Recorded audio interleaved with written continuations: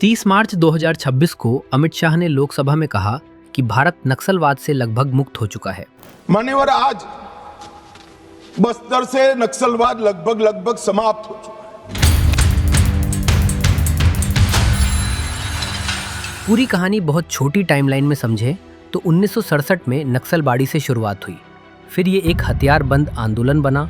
2004 तक सीपीआई जैसे बड़े ढांचे में बदल गया, कई राज्यों और पीक पर 126 जिलों तक फैल गया और 1967 के पूरे 43 साल बाद 2010 तक हिंसा अपने सबसे खराब स्तर पर पहुंच गई। बाद में सरकार ने इसे डेडलाइन के साथ दबाने और तोड़ने की स्ट्रेटजी अपनाई और अब दावा है कि उसका आर्म्ड ढांचा बहुत हद तक टूट चुका है। नक्सलबाड़ी की शुरुआत को बहुत सिंपल तरीके से नहीं समझा जा सकता। वहाँ ज़मीन का असली झगड़ा था। छोटे किसान थे, आदिवासी थे और ऐसे लोग थे जो दूसरों की ज़मीन पर खेती करते थे और बदले में फसल का हिस्सा पाते थे। दूसरी तरफ बड़े ज़मीन मालिक थे जिनके पास ज़्यादा ताकत और पकड़ थी, यानी गुस्सा नकली नहीं था, दर्द असली था। लेकिन उसी गुस्से के बीच ऐसी रेडिकल पॉलिटिक्स भी आ गई जो लोगों को समझाने लगी कि अब रास्ता वोट, कोर्ट या सिस्टम नहीं है, रास्ता बंदूक है।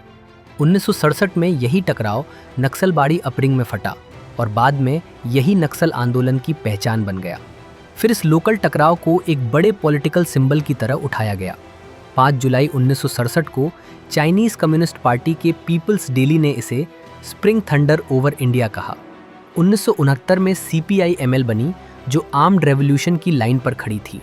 बाद के दशकों में ग्रुप्स टूटे, जुड़े और 2004 में पीडब्ल्यूजी और एमसीसी के मर्जर से सीपीआई माओइस्ट बनी। पहली बड़ी बात यही है, समस्या सिर्फ दर्द से पैदा नहीं हुई, दर्द असली था, लेकिन उसी दर्द को पकड़कर उसे हथियारबंद रास्ते पर चढ़ाया गया।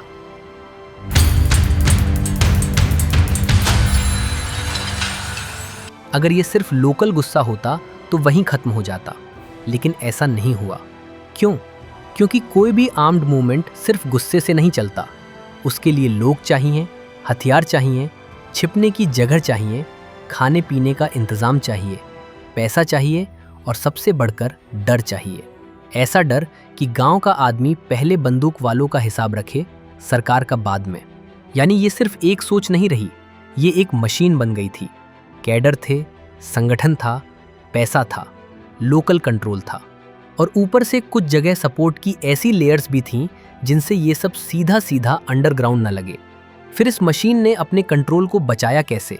सिर्फ गोली से नहीं, डर से, वसूली से और डेवलपमेंट को रोककर।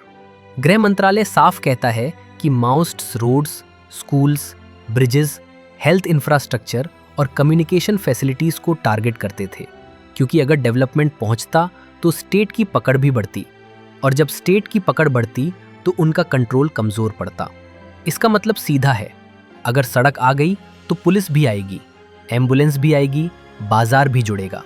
अगर टावर लग गया तो सिग्नल आएगा, बैंकिंग आएगी, लोग बाहर की दुनिया से जुड़ेंगे। अगर स्कूल चल पड़ा तो बच्चे बंदूक के साए में बड़े होने के बजाय दूसरा रास्ता देखेंगे। यानी बैकवर्डनेस कई जगह उनके लिए प्रॉब्लम नहीं, फ़ायदा थी। यही वजह है कि ये प्रॉब्लम फैलती गई। पीक पर इसका असर 126 डिस्ट्रिक्ट्स तक पहुंचा और 2004 से 30 नवंबर 2025 तक 8,956 लोग मारे गए।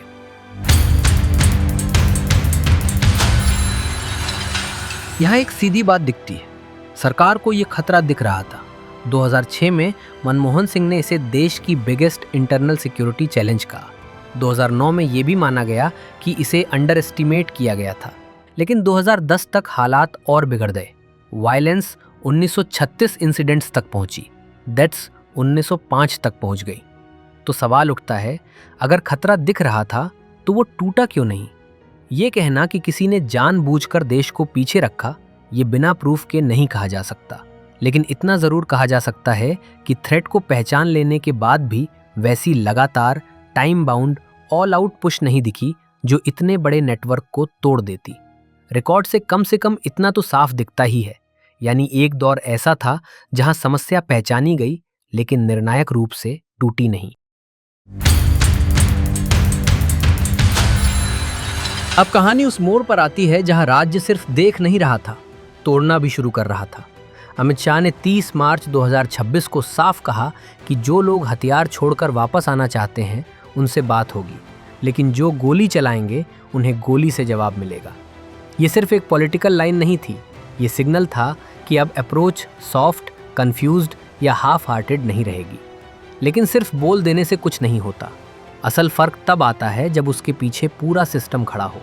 2015 का national policy and action plan आया, सिक्योरिटी ऑपरेशंस हुए, रोड पुश हुई, टेलीकॉम बढ़ा, बैंकिंग और सर्विसेज पहुंची, technology, drones, tracking, surveillance, mapping use हुई, सरेंडर का रास्ता भी रखा गया।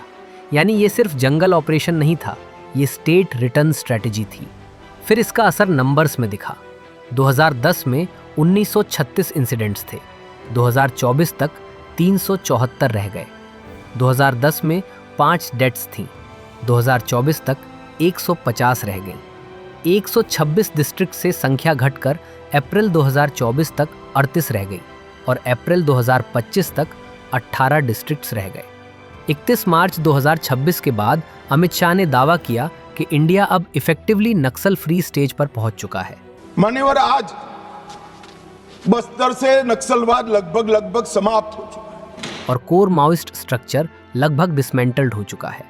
उन्होंने 2024 से मार्च 2026 तक के लिए ये भी कहा कि 706 नक्सली मारे गए, 2218 गिरफ्तार हुए और 4839 ने सरेंडर किया।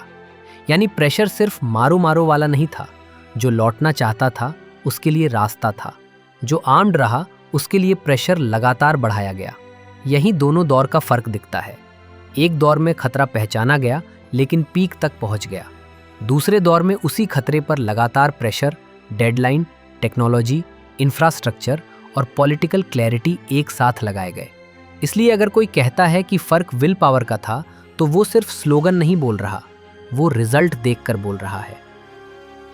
अगर आर्म्ड नक्सल स्ट्रक्चर टूटता है तो उसका मतलब सिर्फ कम एनकाउंटर्स नहीं होता, उसका मतलब है सड़कें बन सकती हैं, एम्बुलेंस पहुंच सकती हैं, टावर लग सकते हैं, बैंकिंग पहुंच सकती है, बाजार खुल सकता है, स्कूल चल सकते हैं, लोकल बिजनेस और ट्रांसपोर्ट सुरक्षित हो सकते हैं, माइनिंग, ट्रेड और रोजगार के मौके बढ़ सकते हैं।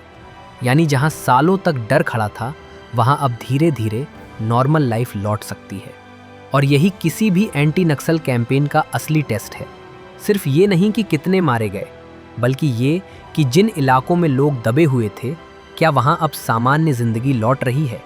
तो आखिर में बात बहुत सीधी है, ये सिर्फ नक्सलियों को मारने की कहानी नहीं थी, ये उस प्रॉब्लम को तोड़ने की कहानी थी जो 1967 में शुरू हुई, 43 साल बाद 2010 तक पीक पर पहुंची और फिर बाद के वर्षों में लगातार दबाव से टूटती गई।